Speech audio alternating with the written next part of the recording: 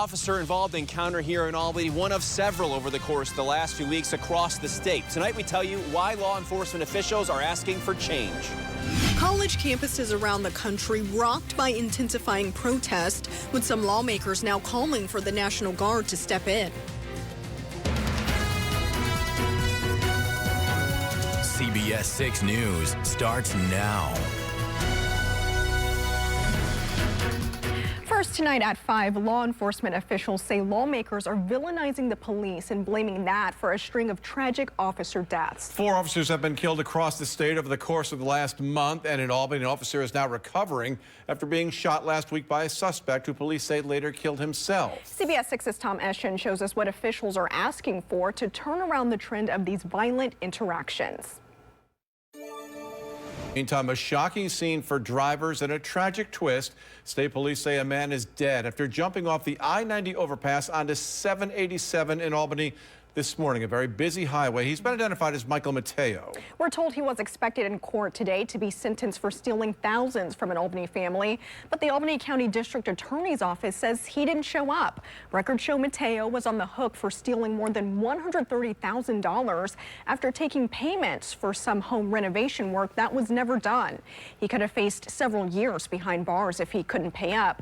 Mateo was a former dispatch administrator for the Albany City Water Department. Now, the scene on 787 just north of downtown Albany at the Patroon Island Bridge, stopping northbound traffic for several hours into the early afternoon, and happening right where the DOT has a traffic camera.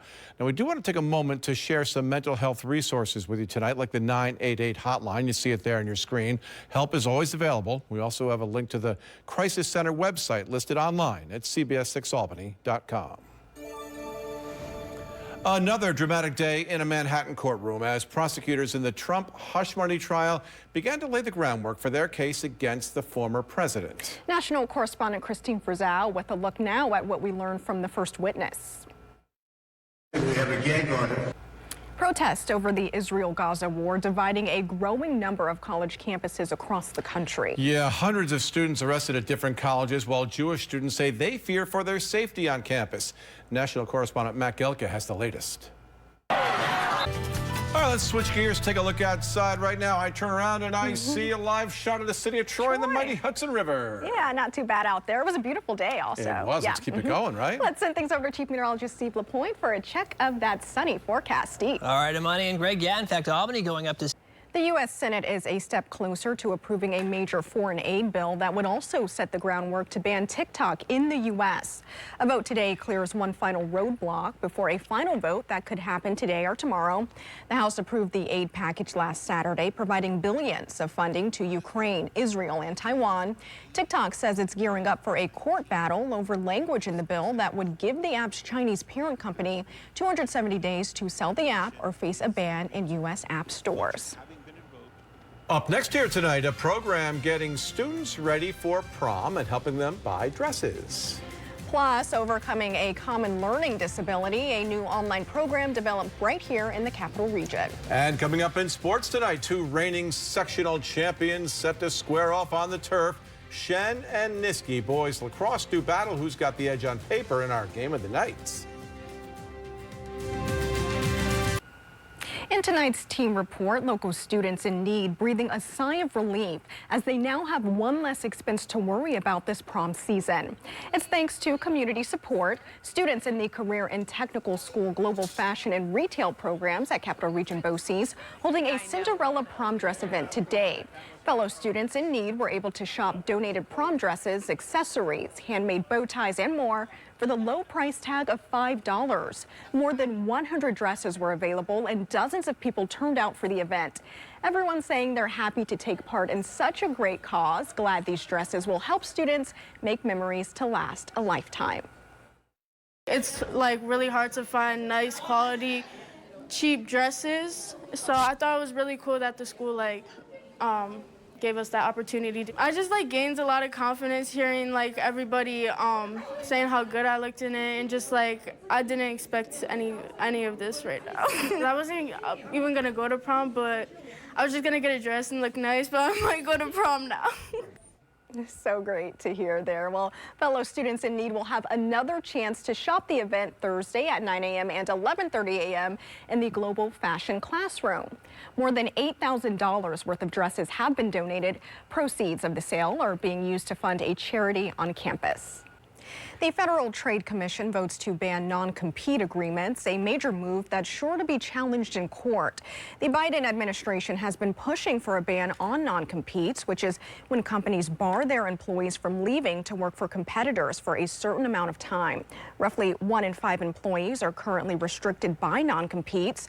While the FTC argues they harm workers, business groups say the FTC isn't authorized to ban such practices. The U.S. Chamber of Commerce is suing to block the measure, which could prevent it from taking effect for months or even years. If former President Trump wins the presidency this fall, he could withdraw it completely. Will be nearby. Steve, thanks. Download the free CBS 6 Weather Authority app and get your forecast on the go, interactive radar, and more at your fingertips. Find that in your app store by searching WRGB. Sports coming up next here, though. A look at what's ahead at 5:30. Houses before. So much excitement in so little time. All right, thank you, AJ. I'm back at 6 tonight. JT and Amani have more news here coming up next at 5:30. That's right, a live interview ahead. The newest mayor of Troy and the first woman elected to the role in the city's 200-plus year history. And local leaders want to get ahead of the issue before squatters really become a problem for Capital Region residents. First at 5:30, your top stories and weather headlines. Here's what you need to know. Former President Trump's historic hush money trial in New York continued today. And former National Enquirer executive David Pecker testified he paid $30,000 to bury a story that Trump fathered a child out of wedlock with an employee. The tabloid investigated and determined the story false. Court adjourned early for Passover and will resume Thursday. Law enforcement officials say lawmakers are villainizing the police and blaming it for a string of tragic officer deaths. They're calling on the state legislature to act in one way by giving judges more discretion, like using danger level when deciding on bail. Data shows an overall drop in line of duty officer deaths. We're getting a fresh look at work being done on the Maple Avenue rail bridge in Glenville. Maple Avenue is closed for repairs. Back in December, a tractor trailer carrying compressed natural gas hit the low bridge, causing a massive explosion and fire. The driver survived and was charged. In-depth coverage on all of these stories online. Just head to CBS6Albany.com.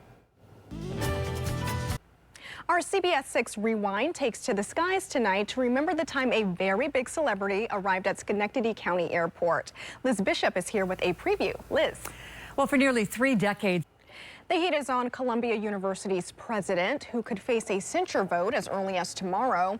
A draft resolution accuses her of an unprecedented assault on student rights as pro-Palestinian protesters were arrested on campus. Lawmakers on both sides of the aisle are calling for action. While the leadership of Columbia may be failing you, we will not. We will do everything in our power to keep you safe. The inability of college presidents and leaders in various states and communities to get a handle on it is frustrating. It seems cowardly, if not actually somewhat supported.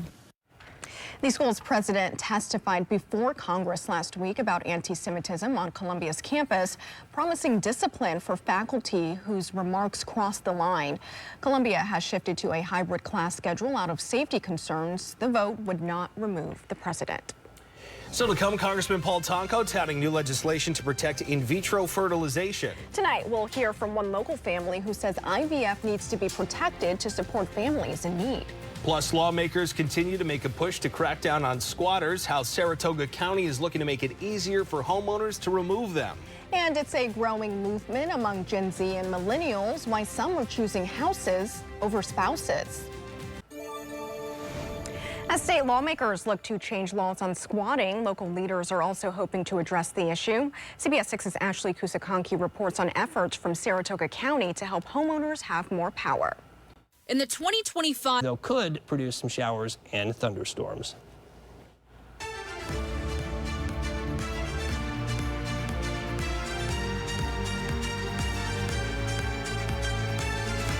In tonight's Power in Politics segment, we're sitting down with the City of Troy's Mayor, Carmela Mantello. CBS 6's Tom Eschen is joining us live with the mayor. Good evening to you both. Thank you so much, JT and Amani. Mayor Mantello, back to you.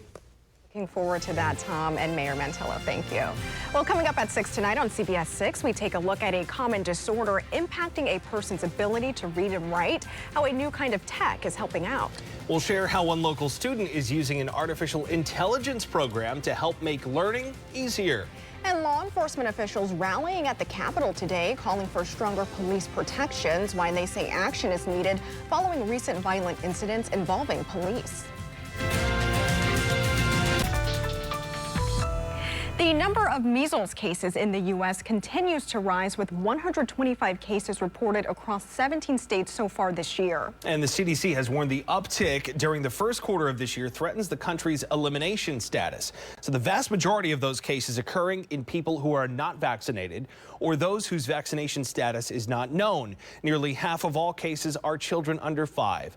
Dr. William Schaffner with Vanderbilt University Medical Center says measles is the single most contagious virus we know. He warns there's a misconception among some that it only causes mild illness. The measles virus can get down into your chest and cause pneumonia. Even more seriously, it can get into your brain and cause inflammation. Doctors say the best way to avoid infection is to get vaccinated. Disease forecasters at the CDC estimate that the U.S. would likely reach 300 cases of measles this year, more than most recent years. Houses before spouses. It's a growing movement encouraging millennials and Gen Zers to partner with friends to become homeowners instead of waiting for marriage. Janae Bowens with the National Desk reports with a look at the trend. Christina Moderis. We've been kicking this idea around. What do you think? Interesting concept. I don't know if it's quite for me, though. Yeah, I don't know. What about you? I don't think I'm ever going to be able to buy a home, right? So no matter who's teaming up with me. So yeah, I'll just stick with my wife, I guess. Still Good to come. idea. That's right. Well, Greg Floyd is up next. It's still to come tonight. A group of BOCES students giving back to kids in need of a prom dress. Why they say it's a big relief for students in need. Stick with us.